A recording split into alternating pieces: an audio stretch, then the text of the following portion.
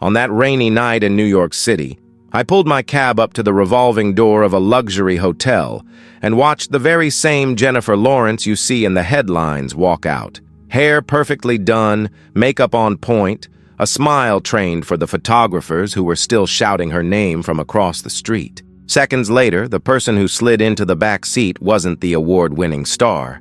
It was a woman buried in a baggy hoodie, hair thrown up in a messy bun, a lavalier mic still clipped to her shirt, and the look of someone who had been trying to carry the weight of the world on her shoulders for years.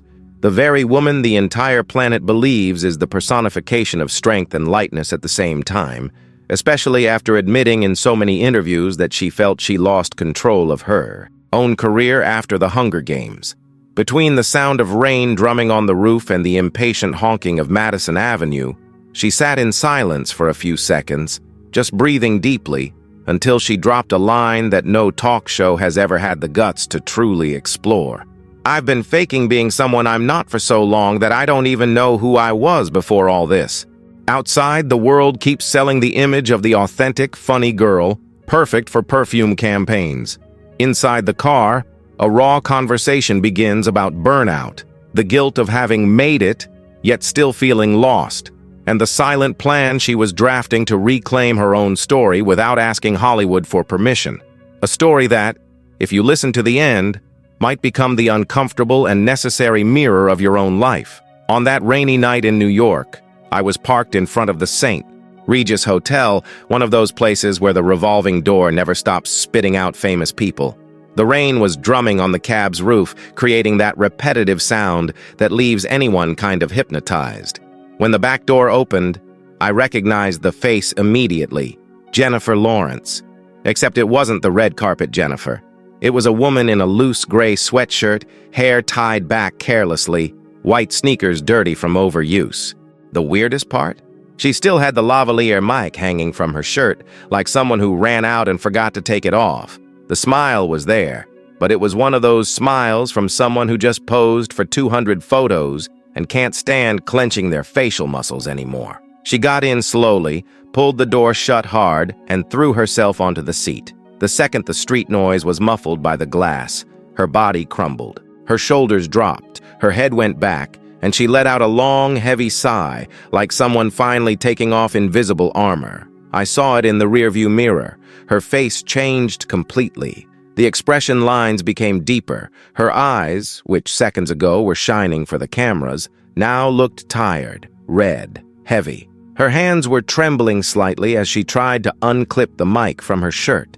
It wasn't a shivering from the cold. It was the tremor of accumulated exhaustion, the kind that shows up when you stop performing. The interesting thing is that, despite being one of the most famous actresses in the world, she carried something I'd seen in hundreds of people who get into my cab. That feeling of being exhausted from pretending everything is fine. You know when you spend the whole day being the version others expect, strong, funny, cool, always in control, and when you finally get alone, your body just gives up. It was exactly that. She pulled the zipper of her hoodie up to her neck, as if protecting herself from something invisible. She looked at the mic in her hand and let out a short, joyless laugh. "Forgot to give this back," she murmured, more to herself than to me. Or maybe subconsciously I wanted to get out of that place as fast as possible. I asked for the address, and she replied in a low, almost automatic tone. "Anywhere far from here. Can you just drive around a bit? I need to breathe."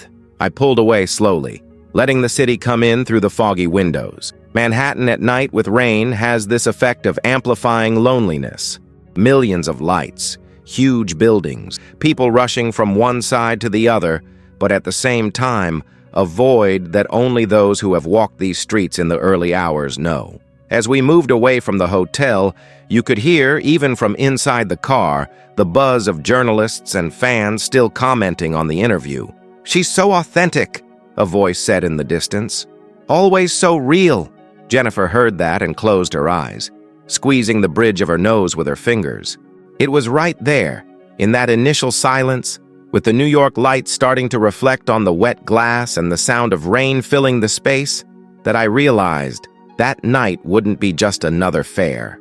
There was something in the air, a mix of deep fatigue and a desire to release what had been trapped for a long time. And as always happens in these moments, as soon as the city gained a little distance, as soon as the noise died down, she started to talk. Not exactly to me, but to the safe void that a taxi offers when no one else is paying attention.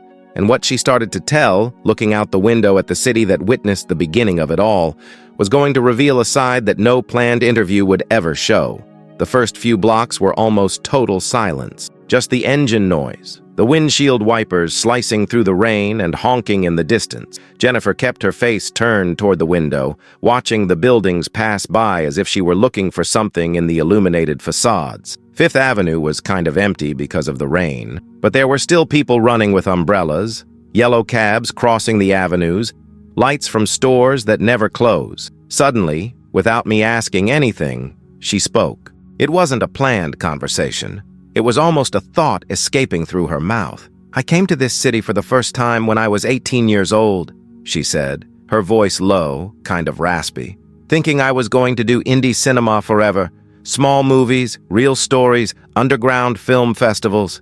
She adjusted her posture on the seat, like someone reorganizing old memories in their head. I had a mental bucket list of directors I wanted to work with, people from the independent circuit. No blockbusters, no franchises, no red carpets." Jennifer let out a bitter laugh. "And then came the Hunger Games." She paused, as if she were still processing the weight of that choice. "At the time, it seemed like just another audition, just another test. I had no idea that it was going to turn into this." She gestured vaguely toward the window, as if this was everything. The fame, the global recognition, the golden cage. Because that's what happens. You do a blockbuster that explodes, and suddenly you're not an actress anymore. You are the character, forever. Here is something a lot of people don't understand about careers that take off too fast. Jennifer explained that before the Hunger Games, she was doing movies like Winter's Bone. Intense dramas, complex characters, stories that demanded everything from her as an actress. "I was taken seriously in that niche," she said. "I got an Oscar nomination at 20 years old. People were saying, 'This girl is going far.' But far to them meant becoming the next Meryl Streep, you know? Dramatic roles, prestige, critics loving it. But then came the massive commercial success. And as she found out the painful way, box office success changes the way the industry sees you, and not always for the better. Suddenly I was the action girl, the franchise star. And every time I tried to go back to indie drama, I'd hear, 'But don't you want to do something bigger? Something that sells?' While the cab cut across Broadway, she kept looking at an old movie theater, one of those classics with a neon marquee. There, she pointed with her chin, was where I saw for the first time a movie that changed my life. Small, raw, honest. And I remember thinking, that's what I want to do. Her voice gained a tone of nostalgia mixed with frustration. But when you become the face of a billion-dollar franchise, people stop seeing you as a versatile actress. You become a product. You become a brand. And anything outside that little box scares the executives. She said that even after winning the Oscar for Silver Linings Playbook, a dramatic and complex role, she still heard comments like, "But the audience loves you as Katniss. Why risk it?" As if growing artistically was a risk, not a natural evolution. She adjusted her sweatshirt, pulling the sleeves to cover her hands, like someone trying to protect themselves from a cold memory. In the beginning, I tried to resist. I tried to choose different projects, bold directors, characters that scared me. But, as she explained, the Hollywood machine has a way of sucking you back in. Contracts, obligations, pressure from agents, expectations from studios. And before you realize it, you're doing another franchise movie, another safe romantic comedy, another role that doesn't challenge you but makes sense for your branding. Jennifer made air quotes with her fingers when saying branding, and the sarcasm was palpable. And while the city kept passing by outside and we approached another traffic light, she began to enter an even heavier phase of the story. The exact moment when that role that was supposed to be just one more audition became a prison from which she was still trying to escape. When we turned onto 6th Avenue, Jennifer shifted in her seat and started talking about the auditions for the Hunger Games with a mix of gratitude and regret. "I remember the day of the audition like it was yesterday," she said. "Room full of executives, script in hand, everyone serious. They wanted someone strong but vulnerable, someone who could carry an entire franchise on their back." She described the process. It was months of tests, callbacks, readings with other actors, physical analyses to see if she could do the action scenes. In the end, when I got the call saying the role was mine, I cried. I thought I had won the lottery. That finally, I was going to have the chance to show my work to the whole world. And she did. Only nobody explained the price of that when it was time to sign the contract. She said that as soon as the first movie premiered and became a global phenomenon, something changed irreversibly. "I stopped being Jennifer Lawrence and became Katniss Everdeen to most of the planet," she explained. "People stopped me on the street shouting her name, not mine. Kids asked me to do the three-finger salute. Journalists asked what it was like to be a real heroine." Jennifer shook her head. "And I was like, guys, I'm an actress. I just played a character. But it didn't matter. To them, I was that. Strong, brave, unshakable. Katniss, 24 hours a day. And, as she discovered, carrying that weight off screen was exhausting in a way that not even the most intense physical training had prepared her for. But here comes the part that hurts the most, and that applies to anyone stuck in an image. Jennifer won the Best Actress Oscar for Silver Linings Playbook in the middle of the Hunger Games saga, a dramatic, complex role, full of nuances, which proved she was much more than a bow and arrow. I went up on that stage, held the statuette, and thought, done. Now they're going to take me seriously. Now I'm going to have access to any project I want. She took a long pause. But you know what happened? 3 weeks later, I was in a meeting for an indie drama I loved, and the director told me point blank, "You are amazing, but I can't see you in this role. You are Katniss. The audience isn't going to buy you as a depressed mom in an Ohio suburb." As if the Oscar meant nothing. As if I hadn't just proven that I can do anything. While the car passed a bookstore that was still open, she continued breaking down this invisible prison. "You know what the cruel paradox of Hollywood is? You need commercial success to have the power of choice. But when you get that success, it becomes your cage." Jennifer explained that after the Hunger Games, she had money, she had fame, she had influence, but she didn't have creative freedom. Because every executive who called me for a meeting had already decided who I was. "She's the strong girl who sells tickets. Let's put her in more action, more adventure, more franchises." Nobody stopped to ask, what if she wants to do a Bergman film? What if she wants to play someone fragile, broken, with no redemption at the end? The answer, she discovered, was always the same. Maybe down the road, when your career is more consolidated. As if an Oscar doesn't consolidate you. As if box office numbers don't consolidate you. What they really meant was, never. She looked at her own reflection in the wet glass of the taxi, as if she were talking to the 20-year-old Jennifer who had accepted that role. "I don't regret doing the Hunger Games," she said, and it sounded sincere. "Those movies changed my life. They gave me financial stability, global reach, a platform few actors have. But nobody warned me that by accepting, I was also accepting a public identity that was going to chase me forever." She took a deep breath. "And the worst part is, when you try to break that identity, when you try to show other layers, the industry acts as if you were betraying who you should be."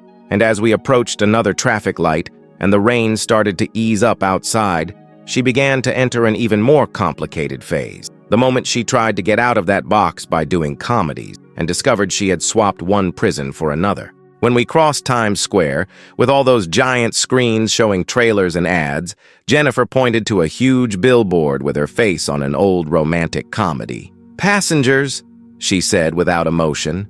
"Joy, Serena, Red Sparrow," which tried to be serious, but everyone treated like Katniss playing spy. She listed the movies like someone reading a grocery list, without enthusiasm. After the Hunger Games ended, I was like, okay, now I can do whatever I want.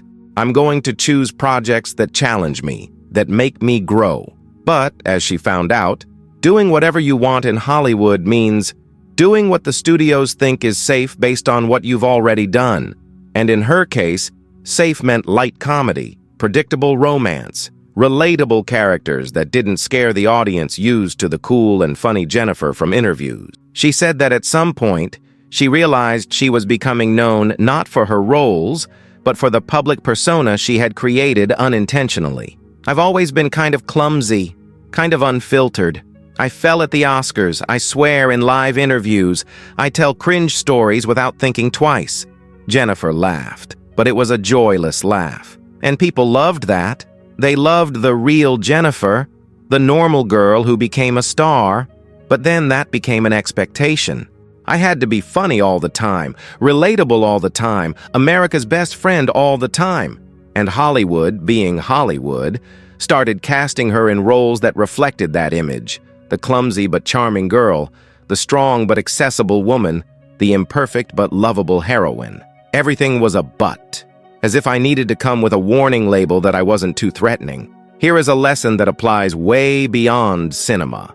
When you get good at being accessible, people start thinking you can't be deep. Jennifer explained that the more she was praised for being down to earth and no nonsense, the harder it got to be taken seriously in roles that demanded dramatic weight. There was a director who literally told me, "You are great, but the audience is going to walk into the theater expecting to laugh. How am I going to ask them to spend 2 hours watching you suffer?" She imitated the guy's condescending tone, as if I were responsible for managing the audience's expectations instead of, I don't know, acting. And the cruelest part, the comedy movies she did, even when they had decent box office numbers, were always labeled as hollow, forgettable, just to pass the time. Meanwhile, male actors doing the same type of comedy were called versatile and chameleons. She looked down, picking at her chipped nail polish. "There was a review that never left my head," she said, voice lower. "It was from a rom-com I did.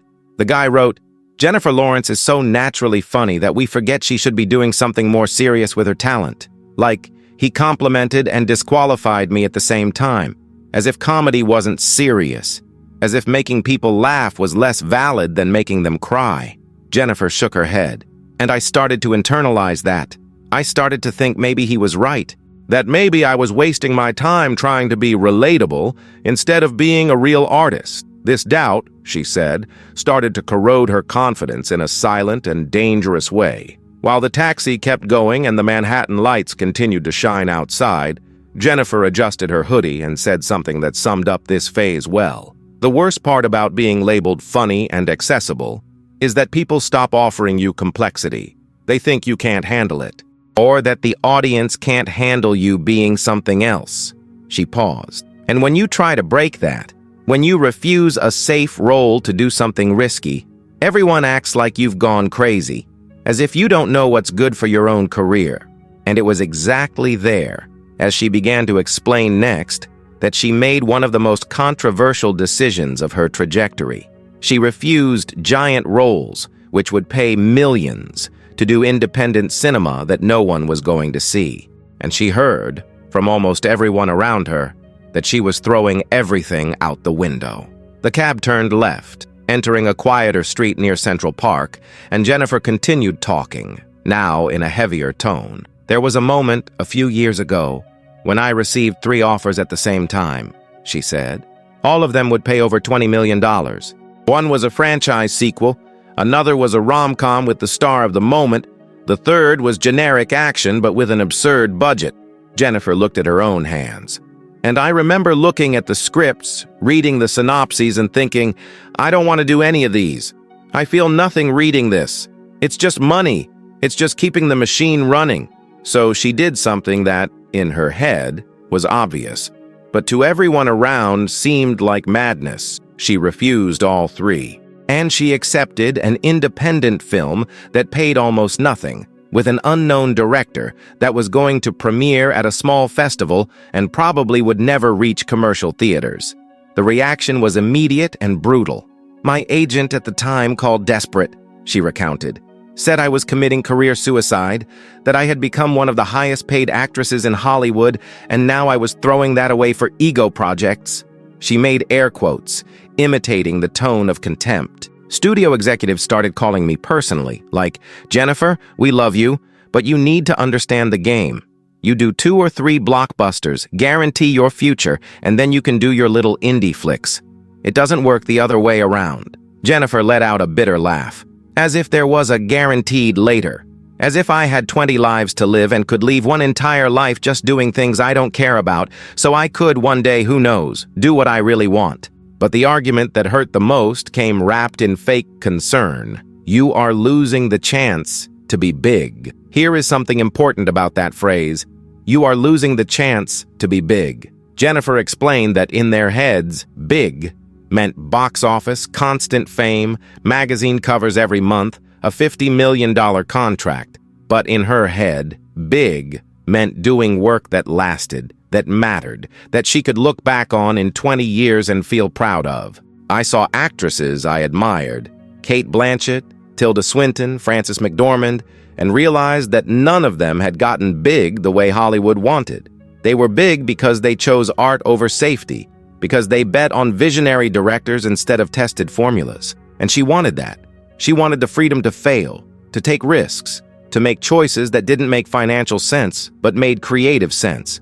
Only as she discovered Hollywood doesn't reward that kind of courage, at least not in the beginning. She told me about a specific conversation she never forgot. I was at a gala, one of those boring ones where everyone pretends to be friends. An important producer came to talk to me, put his hand on my shoulder like a concerned counselor, and said, "I heard you turned down the new action movie from Universal. I have to tell you, as someone who admires you, that was a mistake." The audience has a short memory. If you disappear for too long doing movies nobody sees, they forget about you, and then it's no use wanting to come back. Jennifer imitated his paternalistic tone, and you could feel the contained anger in her voice. I smiled, thanked him for the advice, and walked away. But that stayed hammering in my head for weeks. What if he was right? What if I was throwing away everything I had conquered out of stubbornness? While the city continued passing by outside, Jennifer straightened her posture and said something she clearly had thought a lot about. In the end, I realized that losing the chance to be big was code for stop being profitable for others. Because the guys who were saying that weren't worried about me. They were worried about their slice, their commission, their profit. She looked at me through the rearview mirror, and I decided I'd rather be small and true than big and empty. But that decision, as she started to explain next, came with a high price. Because when you stop playing the game the way they expect, you become a target. And that was exactly when one of the most painful phases of her career began. The moment when being the authentic and funny American girl became a weapon to reduce her to a meme, a joke, an internet list, while decades of work were ignored in the name of a 3-second GIF. Jennifer went quiet for a few seconds, fidgeting with the phone she had taken out of her pocket. She unlocked the screen, scrolled a bit, then locked it again and put it away. "Do you have any idea how many memes exist of me?" she asked, without waiting for an answer. "Thousands. The fall at the Oscars. Me tripping on the red carpet again. That interview where I said I beat Meryl, and everyone thought I was being arrogant.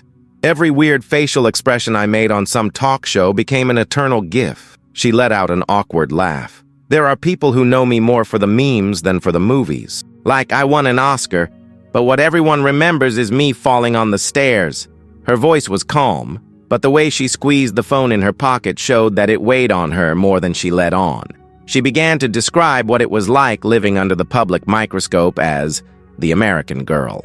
"In the beginning, I actually thought it was funny," she admitted. "Like, okay, I tripped. It became a joke, let's laugh together. But then it became a pattern. Every move of mine was analyzed. Every relationship became a headline. Every outfit I wore was dissected on TV shows." Jennifer talked about endless lists. Sexiest women of the year, most desired bodies in Hollywood, who Jennifer is dating now and why you should care. "None of those lists talked about acting," she said, and the frustration was clear. "None talked about the choices I made in roles, about the preparation, about the work. It was all about appearance, about who I was sleeping with, about whether I had gained or lost weight since the last time they photographed me." And with time, that started to corrode something fundamental. The confidence of being seen as an artist. Here is something that people who aren't public figures often don't understand. Being reduced to superficial entertainment isn't the same thing as being famous. Jennifer explained that when you become a meme, when you become a GIF, when you become gossip fodder, people stop seeing you as a real person with serious work. You become a character. You become a commodity. She told me about situations where she was in a meeting with an important director, discussing a complex dramatic role, and the first thing the guy mentioned was, "I loved that meme of yours with the pizza," as if years of a career could be summed up in an internet joke. And you laugh because it's polite, because you don't want to seem boring or humorless. But inside you think, please, please take me seriously at least right now, in this room, on this project. She spoke of a specific moment that became a turning point. I was in an interview for a big magazine. Cover story, famous photographer, everything very serious in theory. Jennifer described the scene. She had prepared. She had thought about what she wanted to say about the new movie, about the artistic choices, about the incredible director she had worked with. Then the journalist starts the interview, and the first question is, "So are you still the clumsy girl everyone loves? Tell us another funny story about something you did wrong recently." Jennifer shook her head. Didn't ask about the movie. Didn't ask about the creative process. Wanted to know if I had tripped on any new rugs. And I realized, it doesn't matter what I do. I will always be the funny girl who fell at the Oscars. That's going to be my epitaph. While the taxi passed by a newsstand that was still open, she pointed to a cover where her face appeared next to a headline about a relationship. "See that? I don't even know what magazine that is, but I bet the article doesn't talk about acting." She adjusted her hoodie, pulling the hood over her head.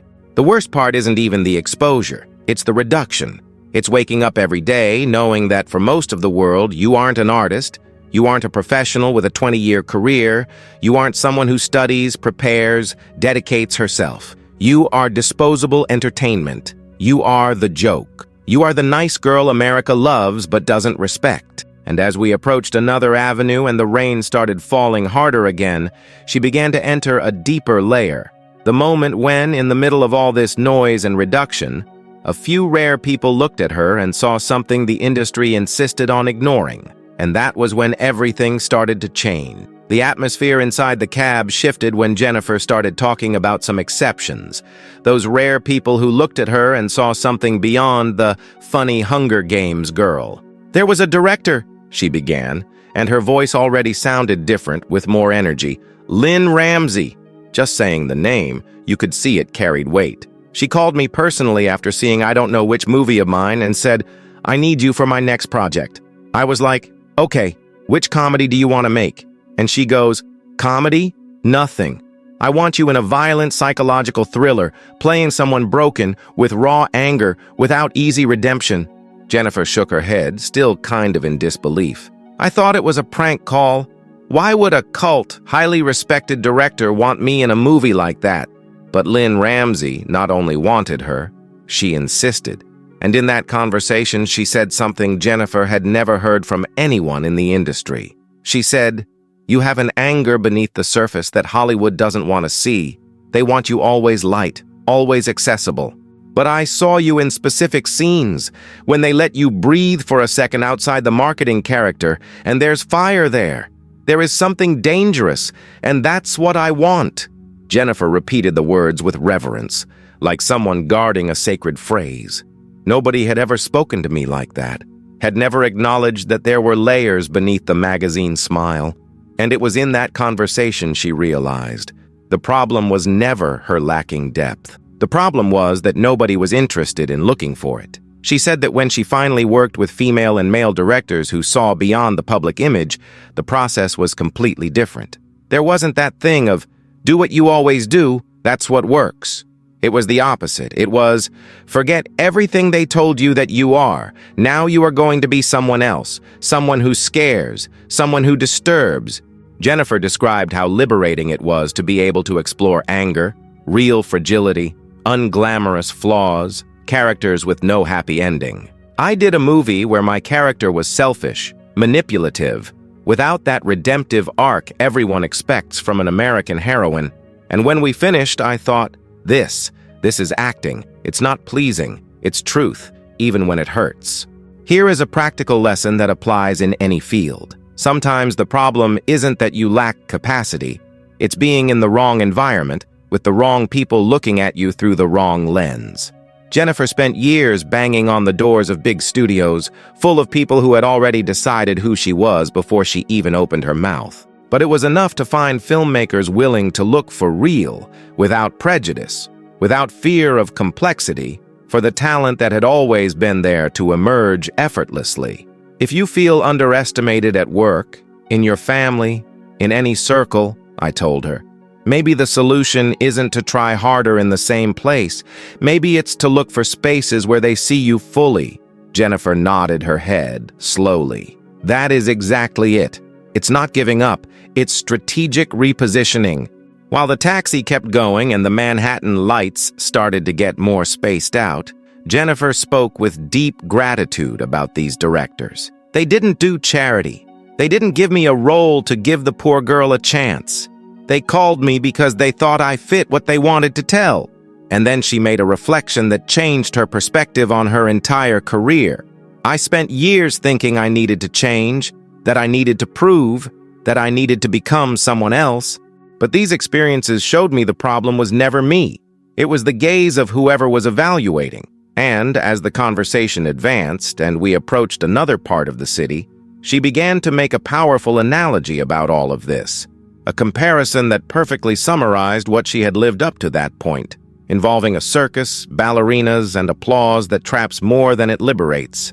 When we crossed the Queensboro Bridge, with the East River running underneath and the city lights multiplying in the reflection on the water, Jennifer leaned forward a little and made an analogy that, at the moment, caught me off guard with its precision. "You know what I felt like for years?" she asked. "Like a circus ballerina. One of those who do acrobatics on the trapeze while the audience eats popcorn." She gestured with her hands, as if she were drawing the scene in the air. "Everyone applauds the somersault. Everyone yells, 'Wow!' when you do that impossible pirouette in the air. But nobody, ever, asks if you know how to dance classical ballet, if you studied technique, if you have anything beyond the visual trick that holds attention for 3 seconds." She explained the metaphor with more depth, and I realized that wasn't just venting. It was the conclusion of years thinking about her own place in the world. The Hunger Games, the comedies, the action movies, all that was the somersault. It was what made the audience scream. It was what sold tickets, filled theaters, generated headlines. Jennifer paused. And I got good at it. I learned to do the jump higher and higher, riskier, more impressive. But inside, I was dying to get down from the trapeze and dance ballet.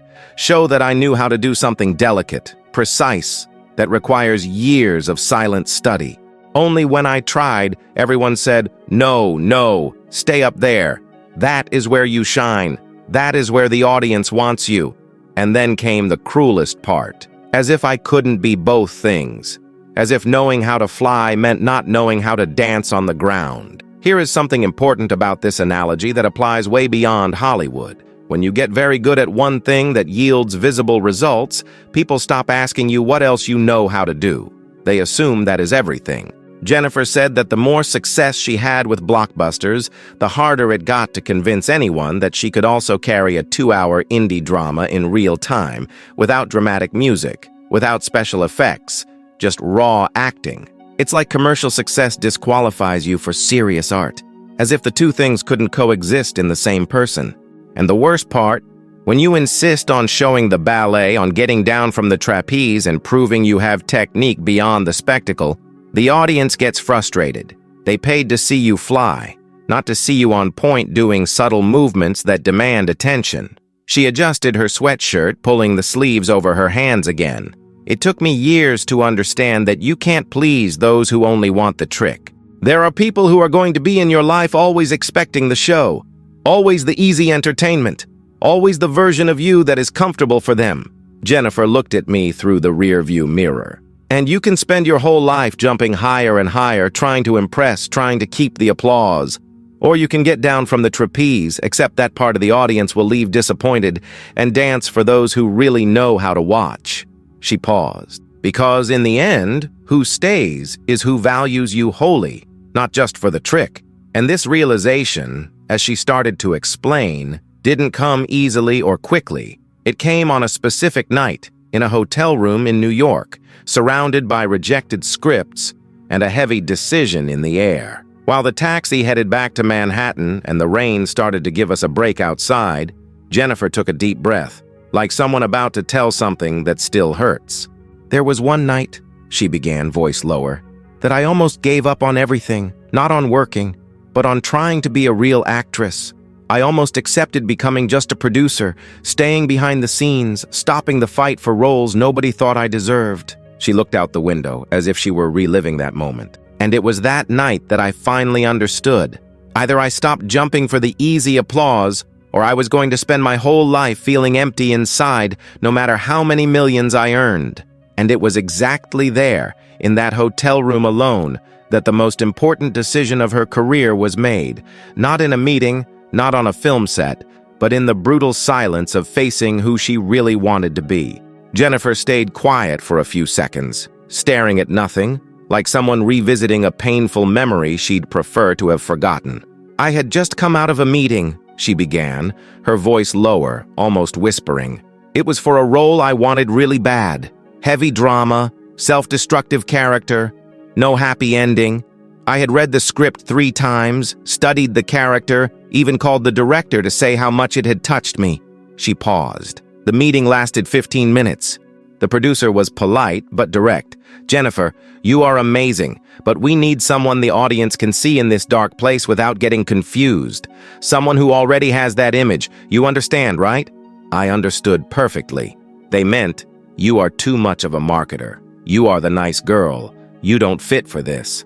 That night, she went back to the hotel alone. No event, no appointment, nobody waiting. I walked into the room, threw my bag on the floor, and stood there in the middle of the room, looking at the city outside. Jennifer described the scene. New York at night through the window of the 20th floor, the muffled noise of horns and sirens down below, the impeccable and impersonal hotel room like all the others. And I started thinking, what am I doing this for? Why am I banging on these doors, begging to be seen in a way nobody wants to see me? She sat on the bed, turned on her laptop, and started scrolling through emails. There were offers there. Lots of them. All offering absurd money to do exactly what she didn't want anymore. Franchises, safe comedies, roles that fit perfectly in the marketable Jennifer Lawrence box. That was when she got a call from her agent. He was excited, saying he had gotten a meeting for me to produce a series. Executive salary, creative power, without needing to be in front of the cameras. Jennifer imitated his enthusiastic tone. "You can pick the projects, hire the actors, have total control, and look, being a producer is where the future really is. Actresses have a shelf life, you know that. Producer is forever." She hung up the phone and stared at the laptop screen. And for the first time in years, seriously considered the possibility of simply stopping the fight. Stop trying to be a real actress. Accept the label, embrace the marketing version, become a successful businesswoman behind the scenes, and leave acting to those the industry thought deserved it. She said she spent hours in that room, alone, reading the scripts she had been rejected for, watching scenes from movies she loved, trying to remember why she had started all this. I put on Winter's Bone, my first serious movie, and I saw myself there at 20 years old, raw, no heavy makeup, no Hollywood production, just acting. Jennifer closed her eyes for a second, and the girl on the screen had something I had lost along the way. She wasn't trying to please anyone. She was living the character, period.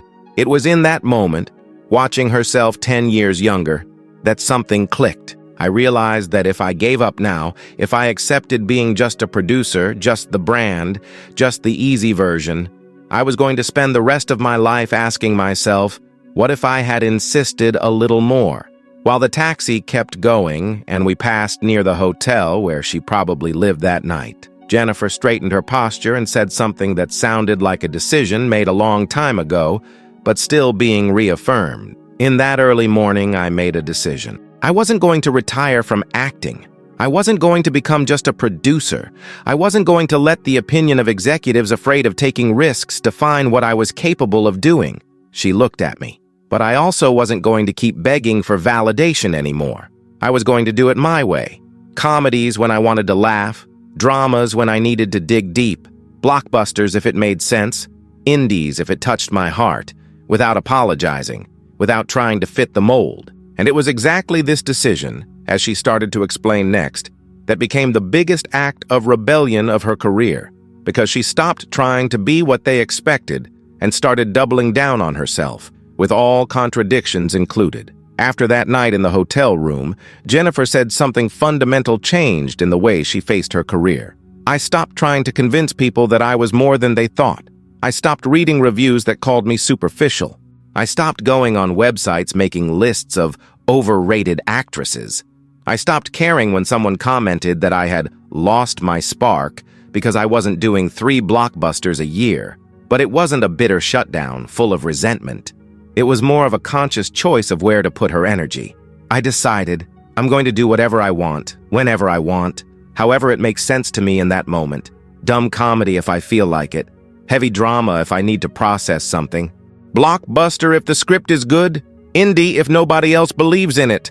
And I'm not going to explain to anyone why I chose A instead of B.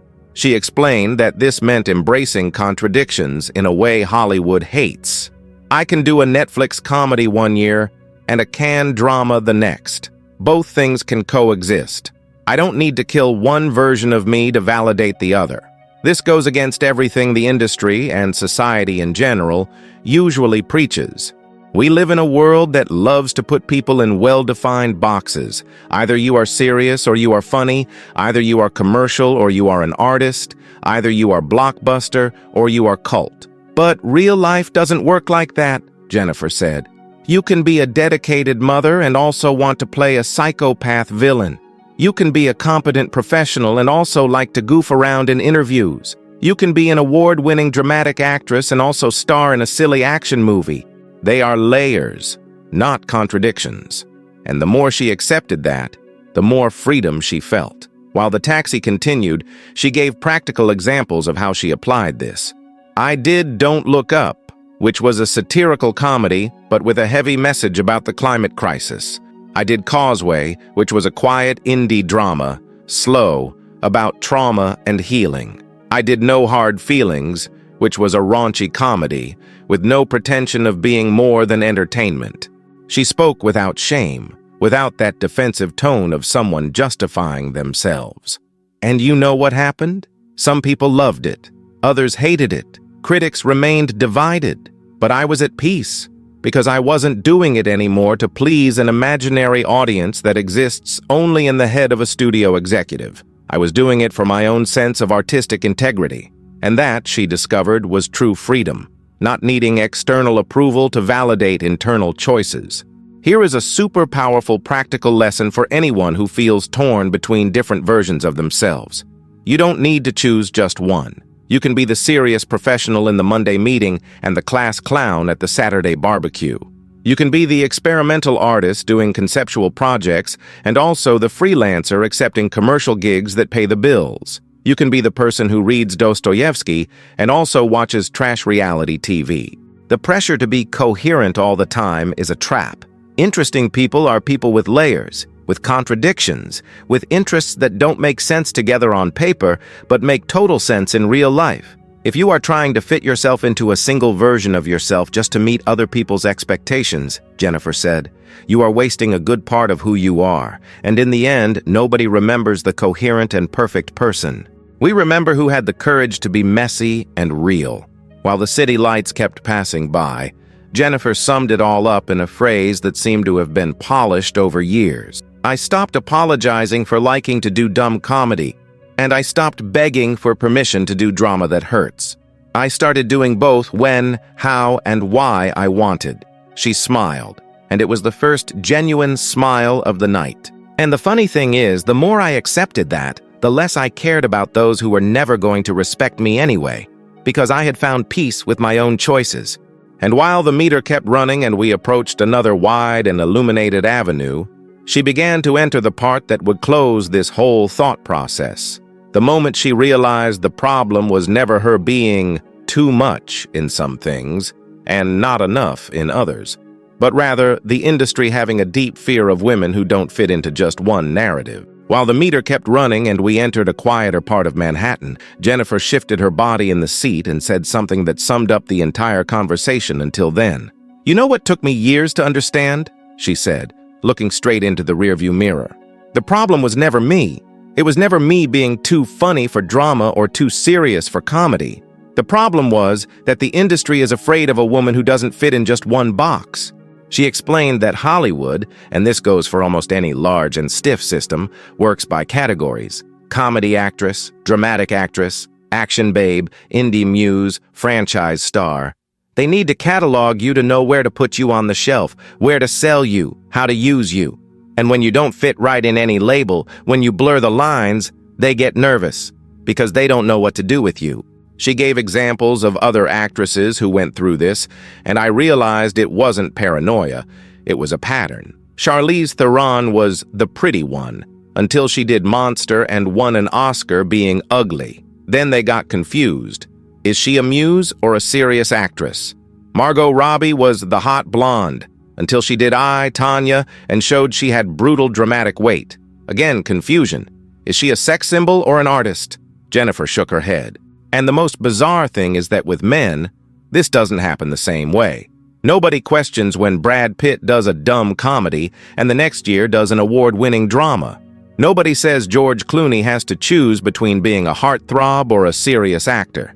But with us, any change of register is treated as a betrayal of the image they built for us, not that we built for ourselves. While the car passed a closed art gallery, she continued dissecting this invisible prison. You know why they are afraid?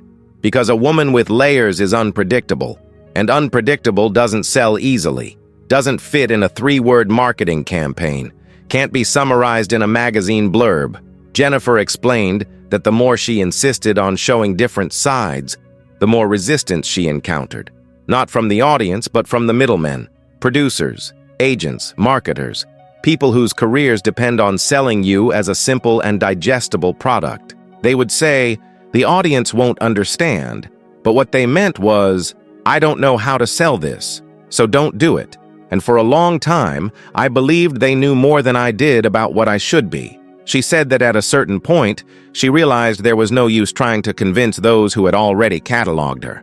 I could do 10 movies showing absurd emotional range, and there were still going to be people saying, she's good, but it's always the same thing.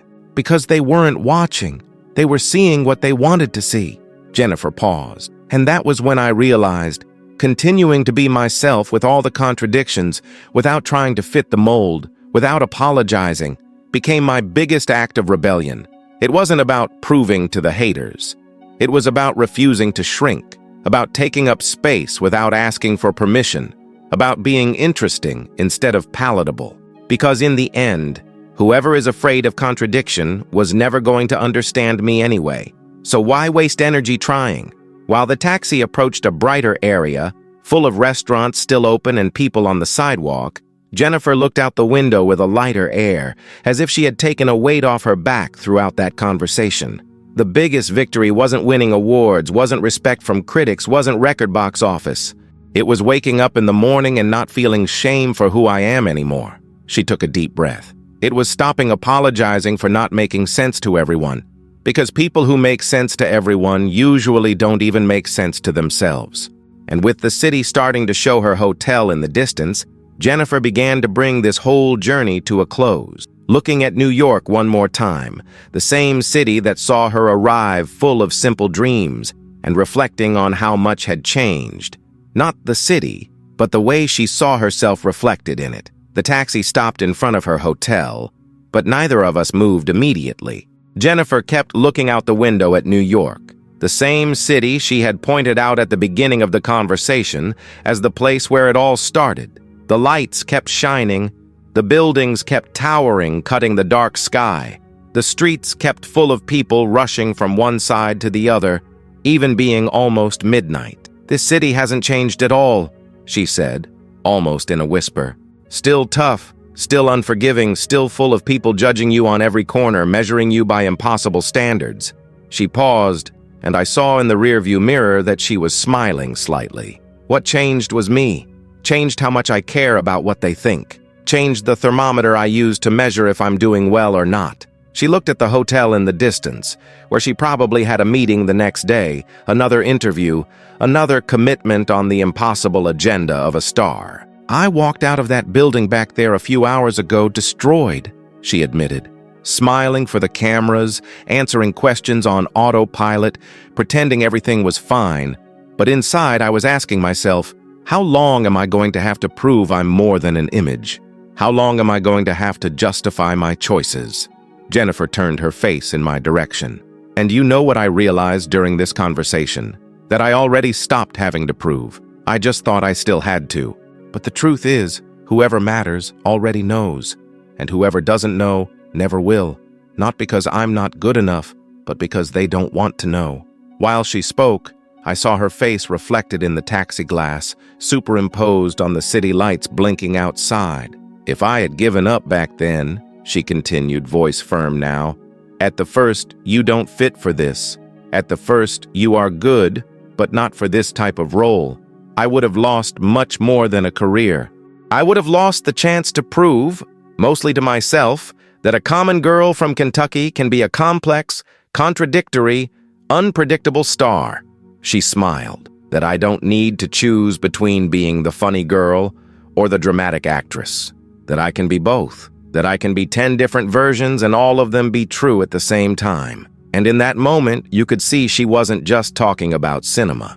She was talking about identity, about freedom, about stopping fitting into molds that were never made with her in mind. She opened the door slowly, the cold night air entering the car along with the muffled noise of the city. Before getting out, she turned to me one last time. "Thanks for the talk," she said, and it seemed genuine. "Sometimes we need to let it all out, organize out loud, to remember why we're still in this fight." Jennifer grabbed her backpack, adjusted her hoodie, and stood on the sidewalk for a few seconds. She looked at the hotel, then at the city, then at the overcast New York sky that never shows any stars because of the light pollution. She wasn't the destroyed woman who had entered the car hours ago anymore. She wasn't the funny girl the media painted. She was simply someone who had made peace with her own story, with her own choices, with her own worth, independent of the thermometer of those who never wanted to understand what she did. While she walked toward the revolving door of the hotel, I stayed there, engine running, watching her disappear into the movement of guests and staff. And I thought about how many people get into my cab every day carrying the same weight, the feeling of not fitting in, of being judged by the packaging and not the content, of having to choose between versions of themselves because the world doesn't accept contradiction.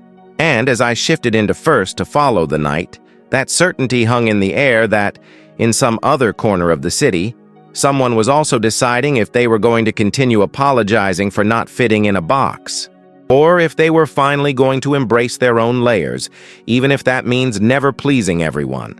And maybe that was the only decision that really mattered. When Jennifer gets out of that taxi, still in a baggy hoodie and messy hair, the city remains the same, cold, rushed, full of people who only see the image of the Hunger Games girl who lost control of her own career and needed to disappear for a while to breathe. The difference is that now, she crosses the sidewalk with a different posture, still dealing with unfair labels, still being analyzed by old interviews and by a public persona she herself has called annoying, but with the silent certainty that she doesn't need Hollywood's approval anymore to know who she is and what she wants to do.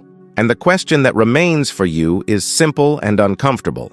In what area of your life are you also living as a character, wearing a mask that worked in the past, but can no longer handle who you have become today? Maybe your emotional taxi is a job that doesn't make sense anymore, a relationship where you play the role they expect, or a version of yourself you maintain just to not disappoint anyone. How long are you going to repeat this script knowing it doesn't represent you anymore? What concrete decision can you make this week? Send a hard text, say a no that is stuck in your throat, assume a yes you've been postponing for years, to start reclaiming control of your own story, like she decided to do away from the cameras. If this conversation hit home in any way, subscribe to the channel, activate notifications, and leave your comment telling which scene of Jennifer's life looks most like yours. Like and share this video with someone who is also trapped in a role that doesn't fit anymore. This might be exactly the spark that was missing for that person to stop acting for the world and start finally living for themselves.